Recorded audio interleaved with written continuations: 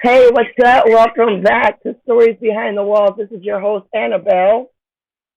And it's me, your co-host Goofy. Man, what's going on, dude? How you been?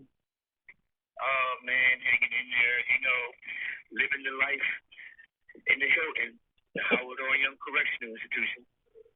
Listen, I know I talked to you the other day, and I reached out to you because we had filed a formal complaint, and it was impossible for us to get a hold of the warden there and the deputy warden. It took us reaching out to the governor's office before we even got a response back from the Delaware Department of Corrections. Like, what the hell is going on inside that institution, man? Oh man, like to be honest with you, like that seems like the same thing like with that grievance process here. Like some things, they tend to like keep it like brush it underneath the rug. Some of these COs just feel like like they feel like they are the warden. Like we don't need a warden.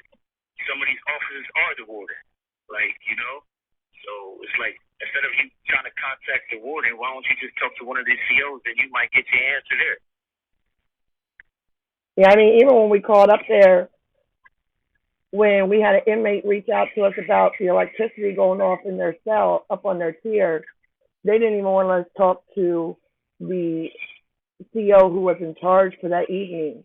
Again, we had to write another email with a formal complaint to the governor's office to even get them to respond, which took them another 24 hours before they answered us. At that point, obviously the electric had came back on, but we're talking about a day when it was 101 degrees outside. I mean, I'm not understanding why there's no accountability when it comes to these correctional officers. It's like justice is not really justice inside where you guys are at. Oh, that's crazy you said that. Like, you know, I remember a time where my electric got cut off, a while back. It didn't get turned on for like 2 days. 2 days went by, you know, and we complained. We said something to the officers. The officers, did nothing about it, But what can we do? If we do something about it or say something about it, like, we get penalized. We get strip searched. We get our room fucked up. It doesn't really matter. Yeah, I mean, and that's how it seems to be because there seems to be no accountability whatsoever when it comes to the Department of Corrections. The corruption, I really believe, is on the inside. They're looking at you guys, the inmates. The corruption ain't coming from the inmates. The corruption is coming from the CO. Of course, you know. It's just like the K2 situation. They stopped the mail, so they could prevent people getting stuff sent into the mail. And now, with all that being said, like, how are we still getting these type of items to the prison? How are we still getting these type of items to a prison where we can't get mail directly from the streets? It's got to go to Vegas. Vegas prints out everything for us now. Okay, so how do we get caught with vape pen? Vape pen. We can't buy them on commissary. So apparently there's something going on, and it ain't us. We can't get it through visits because our visits are through glass. We can't even touch our family. So again, how can we get it? Right. Absolutely. And that was one of the questions that I asked when I emailed the commissioner and deputy commissioner about how is it that you're talking about contraband and you want to do these excessive cell searches on these inmates, but where's the contraband really coming from? I think management needs to look at itself. Let's not look at the inmates, regardless of their crime, regardless of why they're really there.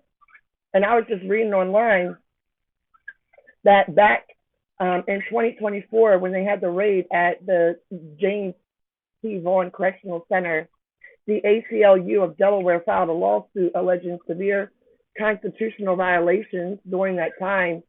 And in the lawsuit, it claims that correction officers and prison officials engaged in excessive force with pepper spraying inmates unnecessarily, sexual assault, denied them proper medical care, decontamination. I mean, the list just goes on and on at that facility. And I know that you had did time at that facility a while back prior to you being up there at the Grand Old Hilton. Yeah, because like with the COs and like the medical staff and like you got like mental health people, like you got all types of individuals that work in this facility that they only do it for a dollar. They don't care about our well being and any of that. You know, like just like medical staff, like medical.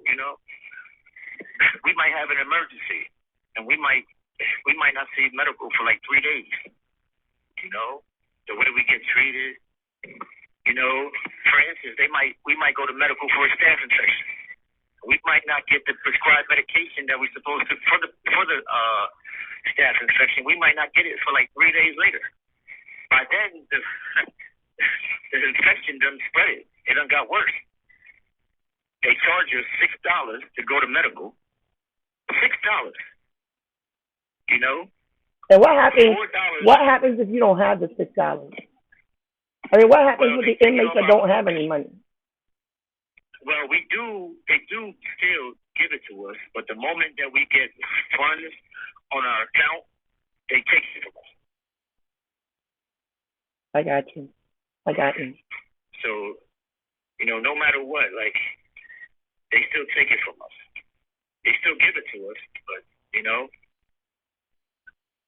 but still, like, it's still not good. It's not good at all. I mean, I just find that to be insane that you have to pay to go to medical, but yet out here on the street you could file for Medicaid for free. Yes. They charge us $4 to go to medical and $2 for medication. So in order for us to get medication, we have to pay $2. Hmm. Yeah, I mean that's sad. That's sad. That really just goes to show how broken the system really is. We don't even have time to touch on rehabilitation that they claim that they do with the inmates inside the prisons, that they're there to help rehabilitate the inmates there. Yeah, yeah. There's no rehabilitation in this prison, in no prison. For instance, like you talk about rehabilitation, like they got programs in this prison, but like we're only eligible for these programs, right? Until we maybe a year or 9 months left on our sentence. Until then, we just doing time. Until we reach that year or 9 months, we're not gonna get no programs. We're not gonna get the help that we need. The only thing that we're getting is good time. That's it. Yeah, and they don't want to give you the good time that they give you extra for the program. Because when you do the programs, they give you extra good time for completing the program and stuff like that. It's all about money. It's all about keeping you in this prison as long as you can for them to get paid. It keeps them with a job. Absolutely. I read online again. Let's go back to online because everything is online.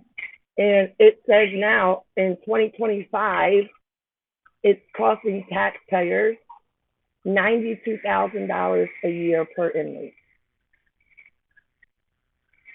Yes, that's what we call it. $92,000 a year. So if it's costing $92,000 a year per inmate, where's the $92,000 a year going? Oh, you know where that's going to. Exactly. But you gotta pay $6 to go to medical. But we paying $90,000 a year for you to be there. But you paying $6 to go to medical. Yeah. That's exactly what's going on. Listen, it's been real, man. It's always a pleasure speaking with you. And we're going to do this again. We're going to get back on here and do another podcast, do another episode. But I know that your time is tight and that you got to go. But again, Goofy man, I appreciate you getting on here and talking with us. No problem. You know, the pleasure's mine. So if you're looking for, you know, anything that's less than what's happening, it's not going to happen because in this prison, it's all bad. Absolutely. All right. Well, guys, until next time, again, this is Stories Behind the Walls. Thank you for sharing with us. If you have a story you want to share, please reach out. Email us at storiesbehindthewalls@gmail.com. You can find us on Instagram and TikTok. Again, this is your host, Annabelle, with Goofy. Man, it's been real.